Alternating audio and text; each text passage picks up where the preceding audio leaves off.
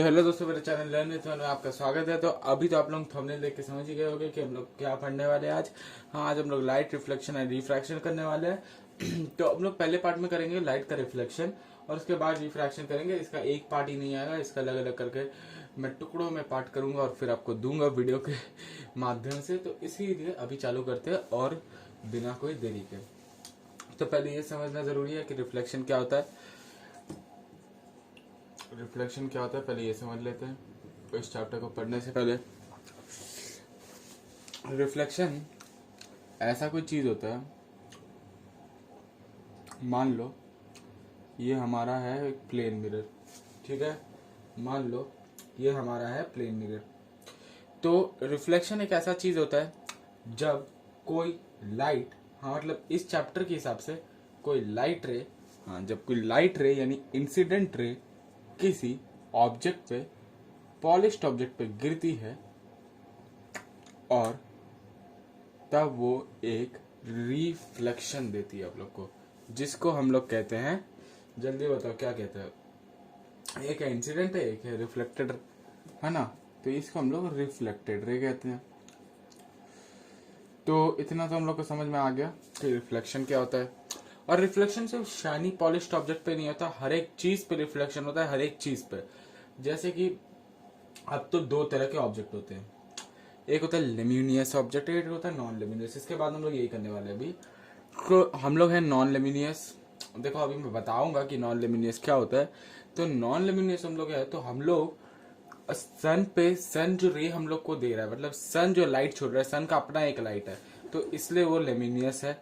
और फिर वो लाइट हम लोग पे आ रहा है और हम लोग से रिफ्लेक्ट होके आप पे जा रहा है।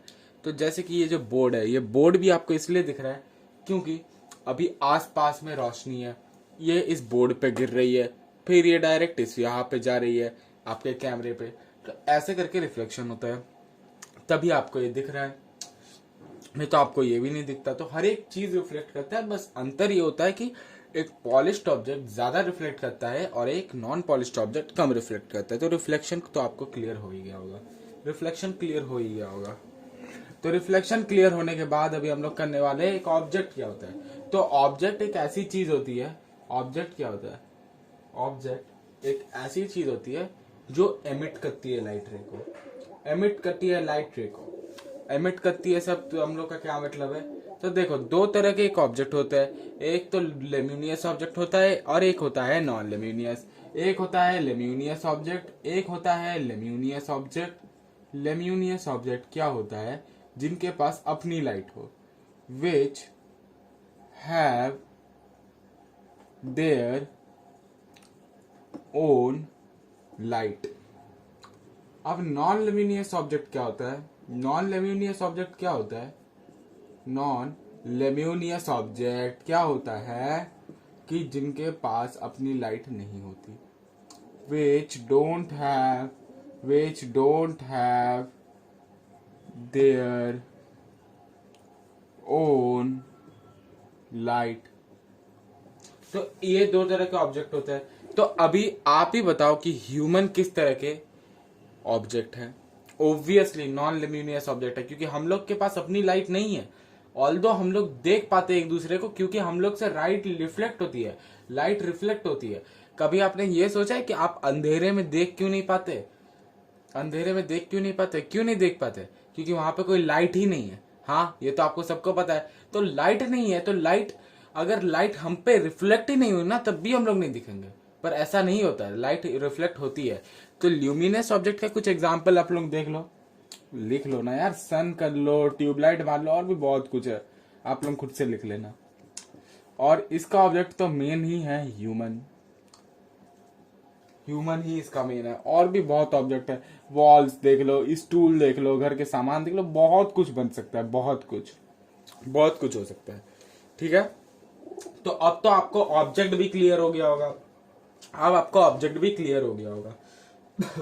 अब हम लोग सीखेंगे लॉ ऑफ रिफ्रैक्शन, रिफ्लेक्शन नहीं, law of reflection of light, law of reflection of light. तो देख लेते हैं law of reflection of light क्या होता है। Law of reflection of light.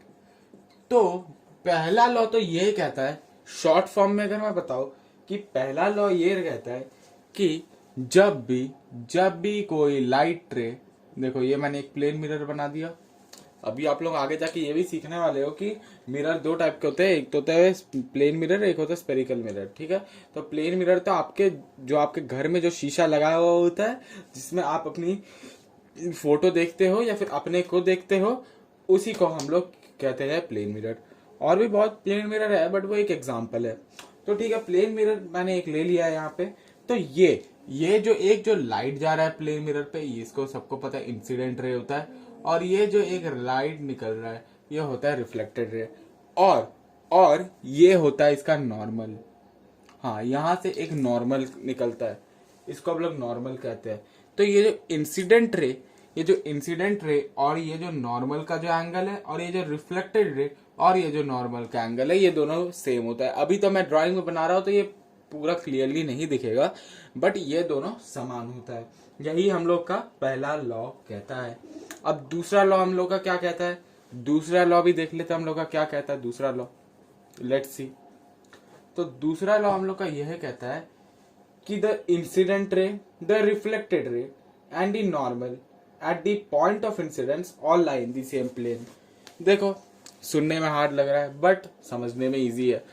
देखो वापस से मैंने ले लिया एक प्लेन मिरर, यहाँ पे एक इंसिडेंट रे गिर रहा है, यहाँ पे एक रिफ्लेक्टेड रे गिर रहा है, ये नॉर्मल बना दिया मैंने, ये एक नॉर्मल बना दिया, incident ray reflected ray angle बना दिया। तो अब एक चीज बताओ, अगर इंसिडेंट रे अगर इधर चला गया तो रिफ्लेक्टेड रे भी तो इधर बढ़ेगा ना, है ना, रिफ्लेक्टेड रे भी तो इधर बढ़ेगा। अगर इंसिडेंट रे मैं इधर लेके चला गया तो रिफ्लेक्टेड रे भी तो इधर आएगा ना, क्योंकि incident ray is equal to reflected ray. हम लोग पिछले ही बार कह रहे, यही है पहला लॉ, है ना। तो यही कह रहा है वो कि सब लोग सेम प्लेन पे ही रहता है, ऑलवेज सब लोग सेम प्लेन पे रहेगा, ठीक। तो यही चीज हम लोग का सेकेंड लॉ कहता है, यही चीज हम लोग का सेकेंड लॉ कहता है। तो अभी हम लोग सेकेंड लॉ भी समझ चुके हैं, सब समझ चुके हैं। अब हम लोग को ये चीज सही से सुनना, ठीक। ये चीज बहुत ही इंपॉर्टेंट है, बहुत ही ज्यादा। ये बार बार आपके काम में आएगा ये चैप्टर में। टाइप्स ऑफ इमेज, सुनने में इजी लग रहा है, देखने में इजी लग रहा है, पर है नहीं। तो देखो, पहला है रियल इमेज। रियल इमेज क्या होता है, रियल इमेज वो इमेज होता है जो मिरर के फ्रंट पे बनता है। सुनो, अभी तुम लोग को नहीं समझ में आ रहा होगा पर मैं समझा दूंगा। वो इमेज होता है जो मिरर के फ्रंट पे बनता है, यानी एक्चुअली बनता है। मेरे को पता है अभी आपको नहीं समझ में आएगा, बट आप खाली ऐसे याद रखने के लिए कर सकते हैं। लिख लो कहीं पे, image which is formed in the front of the mirror, ठीक है। और ये ऑब्टेन किया जा सकता है स्क्रीन में, और ये एक स्क्रीन में ऑब्टेन किया जा सकता है। दूसरा है वर्चुअल, ये बनता है मिरर के बिहाइंड में बनता है, ये मिरर के बिहाइंड में बनता है। और ये स्क्रीन में कैनॉट बी ऑब्टेन्ड, ये स्क्रीन में ऑब्टेन नहीं किया जा सकता, ये खाली वर्चुअल है, लगता है कि बन रहा है। और इसके बाद हम लोग सीखेंगे इन्वर्टेड इमेज। इन्वर्टेड का मतलब क्या होता है, उल्टा। तो उल्टा बन रहा है ना। मेरे को पता है अभी आप लोग इसको यूजर खाली तुम इसको लिख के रखो, तुम लोग खाली इसको लिख के रखो जो मैं लिखवा रहा हूँ। ये बहुत ही ज्यादा काम में आएगा अभी थोड़ी देर बाद नहीं, एक्चुअली अगले लेक्चर में, क्योंकि मैं इस लेक्चर में नहीं करवाऊंगा। हाँ, तो इन्वर्टेड इमेज क्या होता है, जब आप कोई भी अपना इमेज देख रहे हैं पर वो उल्टा आ रहा है। तो ये ज्यादातर कॉनकेव मिरर में होता है, यानी स्पेरिकल मिरर में। तो इन्वर्टेड में आप लोग लिख लो व्हेन अपसाइड इज डाउन। और एक होता है इरेक्ट इमेज होता है। तो इरेक्ट इमेज में क्या होता है, जब अपसाइड अप रहता है। इरेक्ट का मतलब जहां पे, अगर आप अपना कभी फोटो देख रहे हैं, सुने, अगर आप अपना कभी फोटो देख रहे हैं और वो फोटो आपकी सीधी आई है, उल्टी नहीं आई है, तो उसको इरेक्ट कहेंगे। और अगर आपकी वो फोटो उल्टी आ रही है तो फिर उसको इन्वर्टेड कहेंगे। ठीक है, बस इतना समझ लो। तो इसको हम लोग ऐसे लिख सकते हैं, व्हेन अपसाइड इज अप, ऐसे लिख लो है ना, व्हेन अपसाइड इज अप। और अभी दो तरह की इमेज आने वाला है, नहीं और एक तरह का इमेज आने वाला है, नहीं दो इमेज आने वाले, मान लो दो ही कर लेते हैं ना, ऐसे दो ही में समझ लो आप लोग। एक है मैग्नीफाइड। मैग्नीफाइड का मतलब क्या है? मैग्नीफाइड का मतलब है आप मतलब अपना फोटो देख रहे हैं, मान लीजिए ना, आप अपना फोटो किसी मिरर पे देख रहे हैं और आपका जो साइज है उससे ज्यादा साइज दे रहा है, उससे ज्यादा साइज वो दिखा रहा है, तो ये उस इमेज को कहते हैं मैग्नीफाइड। तो ये रिलेटिवली लार्जर से हम लोग इसको डिनोट करते हैं। और एक भी है डिमिनिश्ड। डिमिनिश्ड का मतलब आप वापस से मान लो कि अपना फोटो किसी कैमरा पे या फिर किसी मिरर पे देख रहे हैं, और वो कैमरा पे नहीं मतलब मिरर पे ही देख रहे होगे है ना, क्योंकि फोन के कैमरा एक्चुअली वैसा नहीं दिखाते है ना। तो मान लो किसी मिरर पे देख रहे हो और आपकी फोटो छोटी आ रही है, तो जब आपकी फोटो छोटी आ रही होगी ना तो उसको हम लोग डिमिनिश्ड कहेंगे, मतलब आपके कंपैरेटिवली वो फोटो छोटी आ रही है, तो इसको हम लोग कहते हैं रिलेटिवली स्मॉलर। तो ठीक है, इतना दूर तो हम लोग कर चुके हैं। 15 मिनट का मैं वीडियो बनाने वाला हूँ, 11 मिनट हो चुका है, क्योंकि आप लोग ज्यादा लॉन्ग वीडियो देखते हो नहीं, इसलिए मैं इसका कुछ पार्ट लाऊंगा, वन बाय वन पार्ट लाने वाला हूँ इसका, ठीक है। तो अभी हम लोग सीखने वाला है टाइप्स ऑफ मिरर। तो देखो टाइप्स ऑफ मिरर में पहला मिरर होता है प्लेन, हाँ आप लोग अभी अपने पॉइंट पे पहुंचने वाले हो, और एक होता है स्फेरिकल। तो प्लेन मिरर एक्चुअली क्या मिरर होता है? प्लेन मिरर एक्चुअली एक ऐसा मिरर होता है, जैसे कि मैं एग्जांपल वापस से बता रहा हूँ। प्लेन मिरर आपके घर का शीशा होता है, हाँ आपके घर का शीशा ही को आप प्लेन मिरर मान सकते हो। तो ठीक है, पहले प्लेन मिरर देख लेते हैं, मैं यहाँ पे लिख रहा हूँ प्लेन मिरर। तो प्लेन मिरर ज्यादातर क्या क्या शो करता है, ये देखो, मान लो एक प्लेन मिरर है, इसका ये वाला सरफेस पॉलिश्ड है, ठीक है। तो एक प्लेन मिरर क्या क्या ज्यादातर चीज शो करता है? वर्चुअल एंड डायरेक्ट क्यों शो करता है? वर्चुअल इसलिए शो करता है क्योंकि वहां पे लगता है इमेज बन रहा है, लगता है, ठीक है, लगता है, बट एक्चुअली में नहीं बन रहा होता।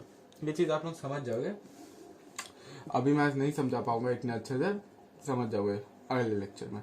बट वर्चुअल एंड डायरेक्ट तो समझ में आ रहा है। आप उल्टा नहीं दिखता, ये देखो, बस ये देखो, मान लो ऐसे मेरा हाथ है ना, ऐसा मेरा हाथ है और यहाँ पे ये मिरर है, तो मैं ये जो मिरर है ये भी सीधा ही दिखा रहा है ना, ये भी सीधा ही दिख रहा है। अरे इसको हटा देता हूँ कैप को। तो देखो मान लो ये मिरर है और ये मेरा हाथ है, तो ये जो लेफ्ट वाला हाथ है ये मेरा एक्चुअल पिक्चर है, ये जो राइट वाला हाथ है ये मैंने मिरर पे ऑब्टेन किया है। तो ये जो मिरर पे ऑब्टेन किया है मैंने, वो भी इसी के तरह है, ये लेफ्ट वाले हाथ की तरह है, ये उल्टा नहीं बन रहा। तो जब उल्टा नहीं बन रहा तब ये इरेक्ट हो जाता, अगर उल्टा बन रहा होता तभी इन्वर्टेड हो जाता। बट प्लेन मिरर में इरेक्ट बनता है, मतलब सीधी इमेज बनती है। अब प्लेन मिरर पे चलते हैं कि दूसरे में देखो, डिस्टेंस का जो ऑब्जेक्ट का जो डिस्टेंस होता है वो इक्वल होता है मिरर से। मतलब आप लोग इस चीज को ऐसे समझ सकते हैं कि आप जितना दूर जाएंगे वैसे ही आपका इमेज फॉर्म्ड होगा, ठीक है। आप जैसे जैसे दूर जाएंगे, जैसे जैसे सामने आएंगे, वैसे वैसे आपका इमेज फॉर्मेशन पे डिपेंड करता है। तो अभी हम लोग समझ लेते हैं डिस्टेंस ऑफ ऑब्जेक्ट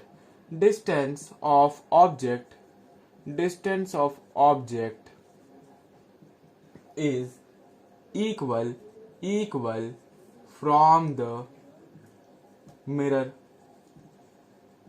और ये देखो, अब अगर इसके साइज पे बात करें कि कैसा साइज का इमेज बनाता है, तो ये सेम साइज का इमेज बनाता है जैसी हम लोग की साइज है। देखो वापस से, ये मेरा हाथ है, ये एक प्लेन मिरर है, तो मेरा जो हाथ का जो जितना साइज है उतना ही ये प्लेन मिरर मेरा ऑब्जेक्ट का साइज को बनाएगा, मतलब इमेज का साइज को बनाएगा, ठीक है। तो वो सेम साइज हो जाता है, सेम साइज, मतलब साइज चेंज नहीं करेगा। फिर फोर्थ नंबर पे आ जाते हैं लैटरली इन्वर्टेड का मतलब क्या होता है आप समझ लो। देखो इन्वर्टेड का मतलब तो उल्टा, सबको पता है। लैटरली इन्वर्टेड का मतलब क्या होता है? अब तो आप लोग बोलोगे हम लोग के घर पे तो हम लोग का पिक्चर उल्टा नहीं बन रहा, आप तो उल्टा पढ़ा रहे हो। ना ना ना ना ना, ऐसा नहीं। आपने कभी ये चीज नोटिस किया है कि आप अगर कोई चीज लेफ्ट में पकड़े होगे तो वो इमेज के राइट में बनेगी।